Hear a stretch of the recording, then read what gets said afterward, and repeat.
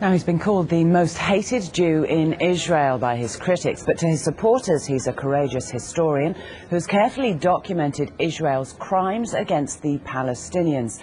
Dr. Ilan Pappe is a professor from Haifa University and the author of a controversial new book, The Ethnic Cleansing of Palestine. As you can see, he's in our central London studios. We're also joined from there by Professor Efraim Karsh, who's from King's College in London and has accused fellow Israeli academics, like Professor Pappe, of fabricating Israeli history. Very good morning to you both. Professor Pappe, I'll start with you first. What makes you think that the Israelis are guilty of ethnic cleansing of the Palestinians? Well, the Israeli policies in 1948 and Israeli policies since 1948, including current Israeli policies, are aimed at ethnically cleansing the Palestinians from their homelands. And there are very clear legal, moral and political definitions for ethnic cleansing that is defined as a crime against humanity. And I think the Israeli policies really are such acts against the Palestinian people. So it's both historical chapters and current chapters that bring a lot of evidence to show that Israel as a state and as a society intends to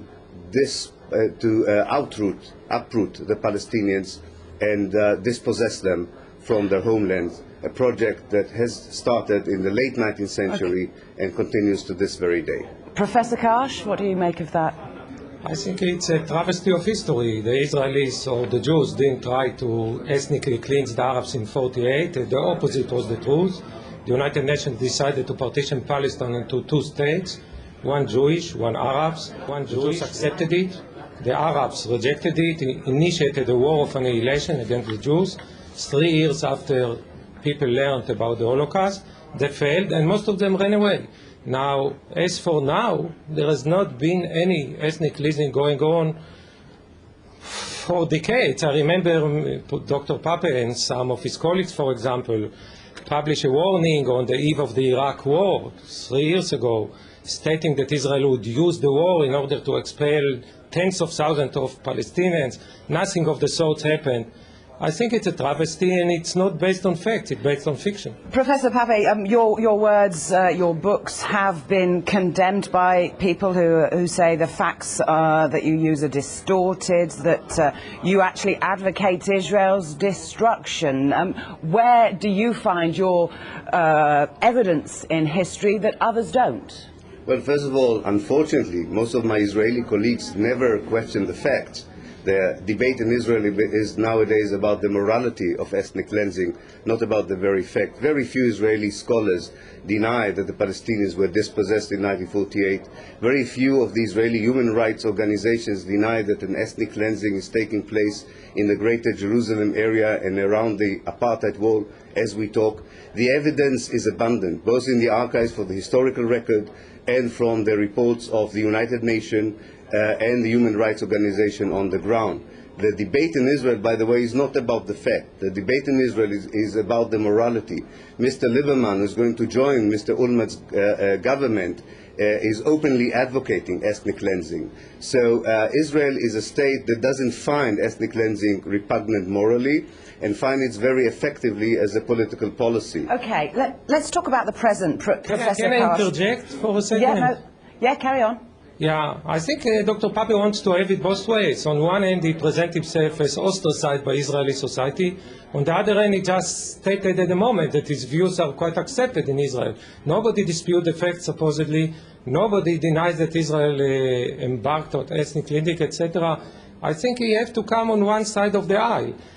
Yeah, we'll come on one side of the aisle then. Even Condoleezza Rice, the US Secretary of State, says that Israel's occupation there is responsible for the daily humiliation of Palestinians, and that view is gaining credence around the world more and more. It does indeed, and I think that if you read the report by David Shearer, the United Nations representative on the ground, that said that Israel intentionally humiliates, dispossesses the Palestinians in the occupied territories, it's quite amazing. There is no debate anymore about the nature of the Israeli policies towards the Palestinians. The only question that remains open is why the world is silent about these policies. Why isn't Israel treated as South Africa was treated? This is a rogue state that pursues criminal policies against the Palestinians. Your correspondents on the ground know it. Other network correspondents on the ground know it. The big question is, who does this allow the governments from taking action against a state that destabilizes world stability and does not allow us to all live in much better life, have much better life as Israelis and Palestinians on the ground? Professor Karsh, I'll let you come back in on that one. Again, I mean, I don't think it has any relation to reality. I mean, the South African example, I mean, Dr. Pappe is a native of Haifa, as I am. And Haifa has always been a joint city in which Arabs and Jews live together. There is no segregation whatsoever in Israel. So all this South Africa is, again, a travesty, used to demonize Israel. Now, as for the territories that Israel occupied in 1967, may I remind you that in accordance with the Oslo Accord, Israel vacated the populated areas of these territories about 10 years ago. In January 1996, Gaza, they had even vacated earlier, with the exception of a few settlements which were vacated in 2005. Now Arafat came to these territories, and during the years that he controlled the territories, and during the years that Israeli occupation was not enforced on these territories, he established the terrorist infrastructure. Now, if you look at the 20 years preceding Oslo, about 400 Israelis were killed in terrorist activities. In 10 years since Oslo, 4 times as many Israelis were murdered. It's not the occupation that breeds terrorism, it's the ending of the occupation about 10 years ago. Okay, we'll have to leave it there. The Ethnic Cleansing of Palestine, the book from Dr. Ilan Pappe is out. Dr. Ilan Pappe, thank you very much. Thank you. To Efraim Karsh, thank you both. Thank you.